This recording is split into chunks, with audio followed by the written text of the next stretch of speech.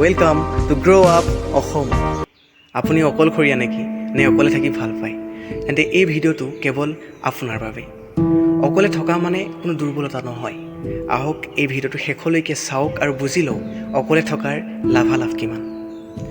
এই ভিডিঅ'টোৰ জৰিয়তে মই আপোনালোকক 6টা অকলে থকা লাভৰ বিষয়ে ক'ম, যিকেইটা জনাৰ পিছত আপোনাৰো অকলে থাকিবলৈ মন যাব। অকলে থকাৰ লাভালাভ পইণ্ট নম্বৰ 1, অকলে থকা মানুহৰ আনতকৈ বেলেগ এটা সুকীয়া ব্যক্তিত্ব থাকে, যিটো সকলোৰে নাথাকে। আপোনালোকে শুনিছে নিশ্চয়, আমাৰ মানুহে যে কয় সকলো মানুহকে ভগৱানে কিবা নহয় কিবা এটা দিয়ে।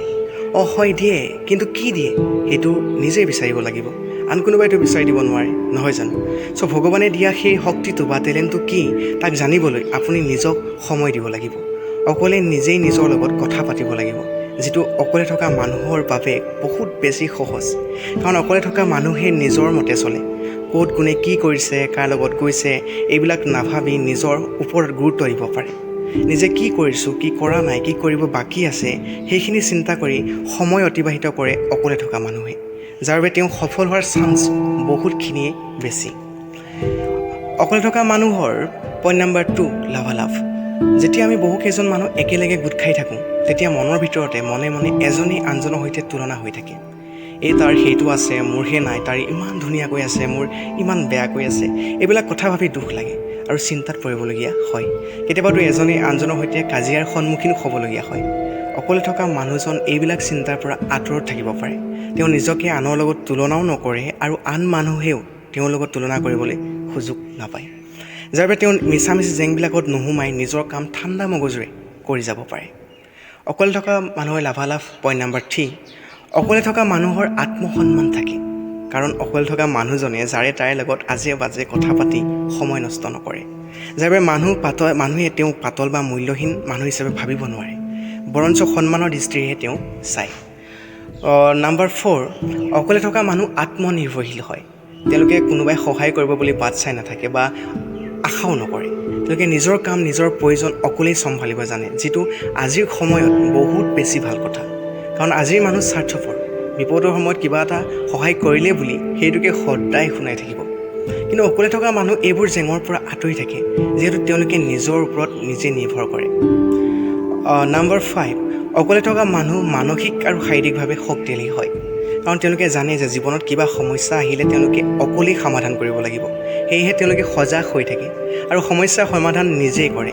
এনেদৰে বাৰে বাৰে কৰাৰ ফলত নিজৰ ওপৰত বহুত বিশ্বাস আহি যায়। সেয়েহে অকলে থকা মানুহ মানসিকভাৱে বহুত বেছি শক্তিশালী হয়। নম্বৰ 6, আনক দেখি কুকুৰে বোলে একাদশী। অকলে থকা মানুহে আনক দেখি বা আনৰ পৰা শুনি প্ৰভাৱিত হৈ কাম নকৰে। তেওঁ অকলে থাকি নিজক সময় দিয়াৰ বাবে তেওঁ জানে তেওঁৰ ৰিস্ক লেভেল কিমান, কাম কৰিব পৰা শক্তি কিমান। অকলে থকা মানুহে নিজৰ জীৱনটোক লৈ প্লেনিং কৰিব জানে। সফলতা পাবলৈ তেওঁ কোনটো ৰাস্তাৰে আগবাঢ়িব লাগিব, তেওঁ কোনটো ৰাস্তাৰে গ'লে তেওঁ সফল হ'ব পাৰিব, কি কৰিলে বেছি ভাল হ'ব, কি কাম কৰিব নালাগিব, এনেদৰে নিজেই নিজৰ লগত কথা পাতিব জানে। সেইবাবে তেওঁ সফলতাৰ চান্স বহুতখিনিয়ে বেছি থাকে। এইখিনিতে কওঁ যে সফল হ'বলৈ যে কেৱল অকলেই থাকিব লাগিব সেইটো পিছে নহয়। তেনেকুৱা হ'লে ফুটবল প্লেয়াৰ, ক্ৰিকেট প্লেয়াৰ সৃষ্টিয়ে নহ'লহেঁতেন, নহয় জানো? অকলে থকা মানে মা দেউতা আৰু পৰিয়ালৰ পৰা আঁতৰি বেলেগকৈ অকলে থকাৰ কথাও মই কোৱা নাই। অকলে থাকক আপুনি নিগেটিভ টাইপৰ মানুহখিনিৰ পৰা, যিসকলে নিজেও একো নকৰে আৰু আনকো কৰাত অসুবিধা বা আমনি কৰি থাকে।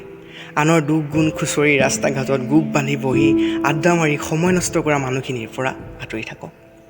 নিজক সময় দিয়ক, নিজৰ সপোনটোৰ লগত ব্যস্ত হওক, মা দেউতা পৰিয়ালৰ সৈতে সময় কটাওক।